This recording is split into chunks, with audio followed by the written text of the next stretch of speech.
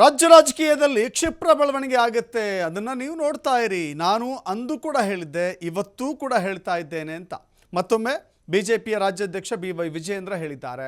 ಬಾಂಬನ್ನು ಕೂಡ ಸಿಡಿಸಿದ್ದಾರೆ. ಆ ಮೂಲಕ DK ಶಿವಕುಮಾರ್ ಬಿಜೆಪಿಗೆ ಬರ್ತಾರೆ ಎಂಬ ಚರ್ಚೆಯ ಹಿನ್ನೆಲೆ ಈ ಮಾತುಗಳನ್ನು ಹೇಳ್ತಾ ಇದ್ದಾರೆ. ಆಡಳಿತ ಪಕ್ಷದಲ್ಲಿ ದಿನೇ ದಿನೇ CM ಸೀಟ್ಗಾಗಿ ಪೈಪೋಟಿ ಹೆಚ್ಚಾಗ್ತಾ ಇದೆ. CM ರಾಜೀನಾಮೆ ಕೊಟ್ಟರೆ ಸಾಕಷ್ಟು ಜನ CM ಆಗಲು ಕಾಯ್ತಾ ಇದ್ದಾರೆ. ಕಾಂಗ್ರೆಸ್ ಸರ್ಕಾರ ಒಂದು ರೀತಿಯ ತಾಲಿಬಾನ್ ಸರ್ಕಾರ ಇದ್ದಂತೆ, ಇಲ್ಲಿ ಹಿಂದೂಗಳಿಗೂ ಹಿಂದುತ್ವಕ್ಕೂ ಉಳಿಗಾಲ ಇಲ್ಲ. ಹೀಗಂತ ಹಾಸನದಲ್ಲಿ ಬಿಜೆಪಿಯ ರಾಜ್ಯಾಧ್ಯಕ್ಷ BY ವಿಜಯೇಂದ್ರ ವಾಗ್ದಾಳಿ ಮಾಡಿದ್ದಾರೆ.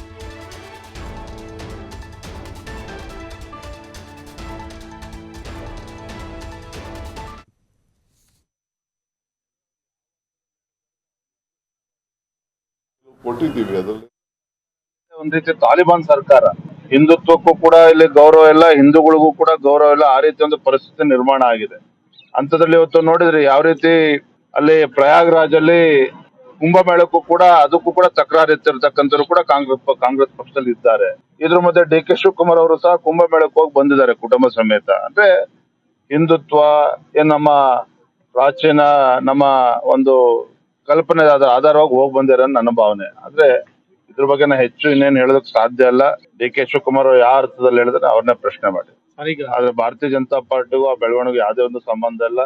ವಿಶೇಷವಾಗಿ ಮೊನ್ನೆ ಈಶಾ ಫೌಂಡೇಶನ್ ಶಿವರಾತ್ರಿ ಸಂದರ್ಭದಲ್ಲಿ ಮೊನ್ನೆ ಗೃಹ ಸಚಿವರಿದ್ದಂತ ಒಂದು ಕಾರ್ಯಕ್ರಮದಲ್ಲಿ ಅವರು ಕೂಡ ಭಾಗವಹಿಸಿದ್ರು. ಹಾಗಾಗಿ ನಾನಾ ರೀತಿ ಚರ್ಚೆಗಳು ನಡೀತಾ ಇದೆ, ಅದು ಯಾವುದಕ್ಕೂ ಕೂಡ ಸತ್ಯ ಇಲ್ಲ.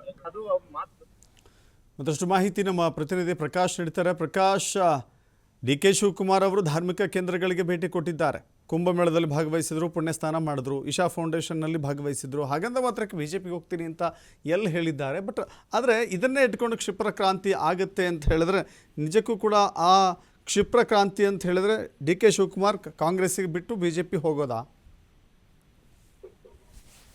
ಇವತ್ತು ಹಾಸನದ ಭುವನಹಳ್ಳಿಗೆ ಬಿಜೆಪಿ ರಾಜ್ಯಾಧ್ಯಕ್ಷ ವಿಜಯೇಂದ್ರ ಕೂಡ ಭೇಟಿ ನೀಡ್ತಾರೆ. ಮಾರ್ಗ ಮಧ್ಯೆ ಚಿಕ್ಕಮಗಳೂರಿಗೆ ಹೋಗುವಂತ ಸಂದರ್ಭದಲ್ಲಿ ಮಾರ್ಗ ಮಧ್ಯೆ ಭೇಟಿ ನೀಡಿದಂತ ಹಿನ್ನೆಲೆಯಲ್ಲಿ ಒಂದಿಷ್ಟು ಮಾಧ್ಯಮಗಳಿಗೆ ಹೇಳಿಕೆಯನ್ನು ಕೊಟ್ಟಿರುವಂತದ್ದು. ಅಂದ್ರೆ ಏನು ಶಿವರಾತ್ರಿಯ ಹಿನ್ನೆಲೆಯಲ್ಲಿ DK ಶಿವಕುಮಾರ್ ಮತ್ತೆ ಒಂದೇ ವೇದಿಕೆಯಲ್ಲಿ ಅಮಿತ್ ಶಾ ಕೂಡ ಕಾಣಿಸ್ಕೊಂಡಿರುವಂತದ್ದು. ಆ ಹಿನ್ನೆಲೆಗೆ ಅಂದ್ರೆ ಆ ವಿಚಾರಕ್ಕೆ ಸಂಬಂಧಪಟ್ಟ ಹಾಗೆ ವಿಜಯೇಂದ್ರ ಕೂಡ ಒಂದು ಹೇಳಿಕೆಯನ್ನು ಕೊಟ್ಟಿರ್ತಾರೆ. ಅಂದ್ರೆ ಶಿವರಾತ್ರಿ ಹಿನ್ನೆಲೆಯಲ್ಲಿ ಇವರಿಬ್ರು ಕೂಡ ಒಂದೇ ವೇದಿಕೆಯಲ್ಲಿ ಕಾಣಿಸ್ಕೊಂಡ್ರೆ ಹಾಗಂದ ಮಾತ್ರಕ್ಕೆ ಬಿಜೆಪಿಗೆ ಏನು DK ಶಿವಕುಮಾರ್ ಬರ್ತಾರೆ ಅನ್ನೋದೆಲ್ಲ ಸುಳ್ಳು. ಯಾಕಂತಂದ್ರೆ ಅದರ ಅರ್ಥ ಬೇರೆ ತರ ಅರ್ಥವನ್ನು ಕೂಡ ಕಲ್ಪಿಸ್ಲಿಕ್ಕೆ ಹೋಗ್ಬೇಡಿ. ಈಗಾಗಲೇ ಆಡಳಿತ ಪಕ್ಷದಲ್ಲಿ ದಿನೇ ದಿನೇ CM ಸೀಟ್ಗಾಗಿ ಸಾಕಷ್ಟು ಪೈಪೋಟಿ ಹೆಚ್ಚಾಗ್ತಾ ಇದೆ. CM ರಾಜೀನಾಮೆ ಕೊಟ್ರೆ ಸಾಕಷ್ಟು ನಾಯಕರು CM ಆಗೋದಿಕ್ಕೆ ತುದಿಗಾಲಲ್ಲಿ ಕೂಡ ನಿಂತಿದ್ದಾರೆ. ನಾನು ಅಂದು ಕೂಡ ಹೇಳಿದ್ದೆ, ಇಂದು ಅದನ್ನು ಪ್ರಸ್ತಾಪ ಮಾಡ್ತಾ ಇದ್ದೇನೆ.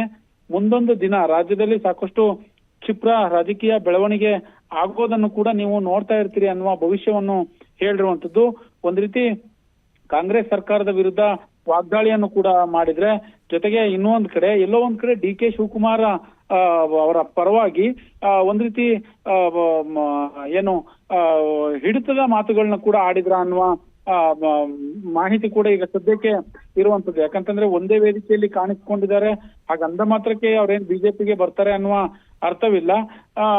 ಅದನ್ನ ಆ ಮಾತನ್ನ ಹೇಳಿಕೆಯನ್ನು ನೀಡುವ ಮುಖಾಂತರ ಕಾಂಗ್ರೆಸ್ ಸರ್ಕಾರದ ವಿರುದ್ಧ ವಾಗ್ದಾಳಿಯನ್ನು ಕೂಡ ಈಗಾಗಲೇ ಹಾಸನದಲ್ಲಿ ಮಾಡಿರುವಂತದ್ದು. ಒಟ್ಟಾರೆ ಪರೋಕ್ಷವಾಗಿ DK ಶಿವಕುಮಾರ್ ಪರವಾಗಿ ವಿಜೇಂದ್ರರವರು ಈ ಬ್ಯಾಟಿಂಗ್ ಮಾಡಿದ್ದಾರೆ, ಈ ಹೇಳಿಕೆಯನ್ನು ಕೂಡ ನೀಡಿದ್ದಾರೆ ಅನ್ನೋದನ್ನ ಸದ್ಯಕ್ಕೆ ಹೇಳ್ಬೋದು. Dasharath. Yes, thank you Prakash.